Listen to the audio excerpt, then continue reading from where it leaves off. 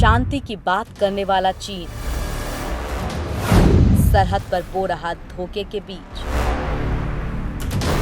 चीन ने तिब्बत में की तोपों की तैनाती।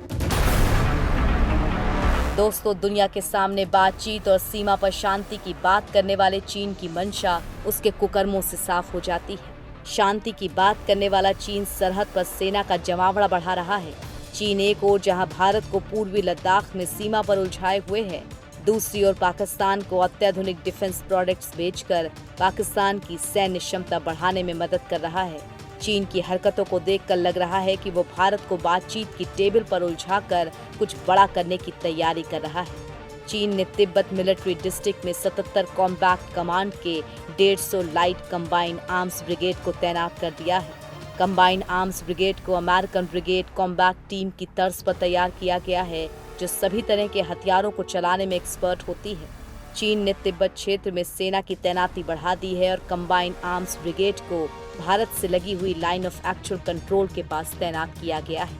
इतना ही नहीं, चीन ने भारत से सटी सीमाओं पर तिब्बत से लेकर कालापानी घाटी के ऊपर तक बड़ी संख्या में तोपों और सैनिकों की तैनाती कर दी है। समाचार एजेंसी IANS ने सूत्रों के हवाले से बताया है कि इन तोपों की तैनाती तिब्बत की 4600 मीटर की ऊंचाई पर जुलाई के अंतिम हफ्ते में की गई थी। चीन ने LAC के तीनों सेक्टर में सैनिक, आर्टिलरी और आर्मर तैनात किए हैं।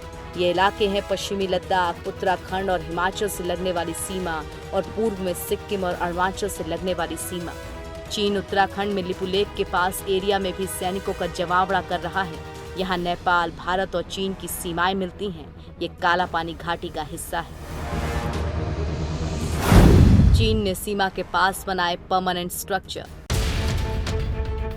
शांति की बात करने वाले चीन ने पहले पीछे हटने का वादा किया था, लेकिन पीछे हटा नहीं और अब वादा खिलाफी करते हुए इन तैयारियों के साथ ही सीमावर्ती इलाकों में परमानेंट स्ट्रक्चर भी बना लिए हैं। दरअसल सीमा से सैनिकों की वापसी को लेकर भारत और चीनी सेना के बीच कई राउंड की बातचीत हो चुकी है, लेकिन चीन की ओर से उकसावे वाली कार्रवाइयां अभी भी की जा रही हैं। चीन ने वादा किया था कि वो सीमा पर पूर्व की स्थिति को बहाल करते हुए आपत्ति वाले इलाकों से अपने सैनिकों को वापस बुला लेगा, लेकिन उसने ऐसा किया नहीं, बल्कि सैनिकों का जमावड़ा बढ़ा दिया।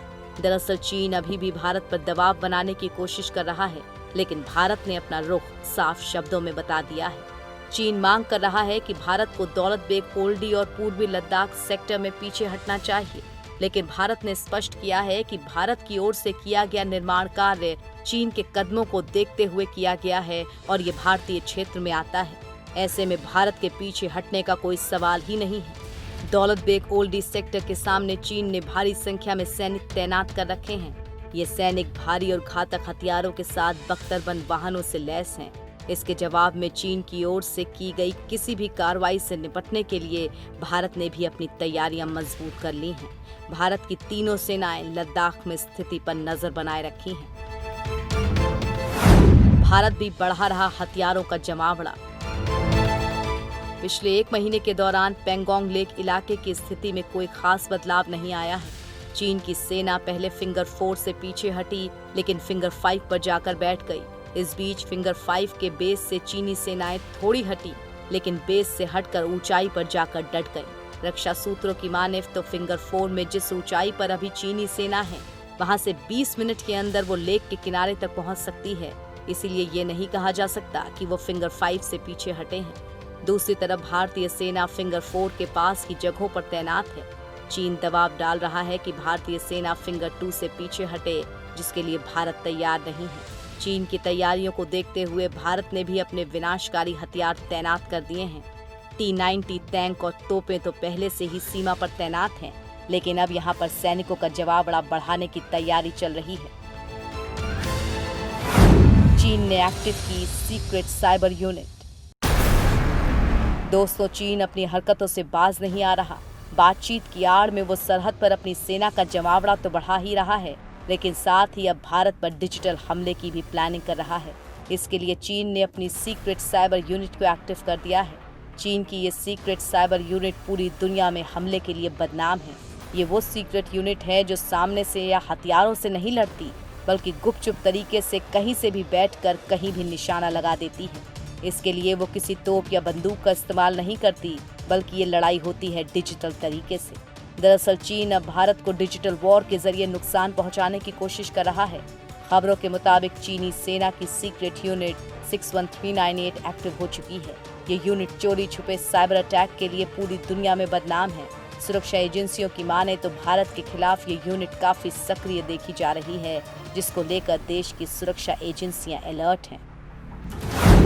साइबर हमले के लिए बदनाम है यूनिट। 2014 में अमेरिका की जासूसी के मामले में चीन के 5 मिलिट्री अधिकारियों के खिलाफ केस दर्ज किया गया था। सभी पांचों चीनी अधिकारी यूनिट 61398 से जुड़े हुए थे। अमेरिका की एजेंसियों का मानना है कि यूनिट 61398 के तहत चीन के कई हैकर्स दुनिया भर की जासूसी करते हैं। हैकिंग के लिए चीन ने ऐसी कई यूनिट्स बना रखी हैं। रिसर्च के अनुसार अमेरिका में हुए बहुत सारे साइबर हमलों की स्टडी की गई। हर बार साइबर अटैक करने वालों का आईपी एड्रेस उसी बिल्डिंग के आसपास का निकलता था, चीन में जहां इस यूनिट का ऑफिस है। चीन के एक छोटे से जिले की एक 12 मंजिला बिल्डिंग से ये यूनिट काम करती है और दुनिया के अलग अलग इलाकों में हैकिंग को अंजाम देती है। इस सीक्रेट यूनिट का पता एक अमेरिकी कंप्यूटर सिक्योरिटी फर्म ने लगाया था। उसने चीनी हैकर्स के बारे में एक रिसर्च की थी और उस बिल्डिंग का जिक्र रिसर्च में किया गया था। रिसर्च के मुताबिक साल 2006 से 2013 के बीच अमेरिका में 140 बार साइबर हमले किए गए थे। हमले ज्यादा भी हो सकते हैं, लेकिन 140 मामले ऐसे थे जो पकड़ में आए थे। ऐसे में भारत को ही नहीं बल्कि पूरी दुनिया को चीन की इस सीक्रेट यूनिट से सावधान रहने की जरूरत है। भारत को खासकर अलर्ट रहने की जरूरत है, क्योंकि मौजूदा दौर में चीन के साथ भारत का सीमा विवाद चल रहा है। चीन हर उस कोशिश को अंजाम देने में लगा है जिससे भारत को नुकसान हो, लेकिन भारत ने भी अपनी तैयारी पुख्ता कर रखी है।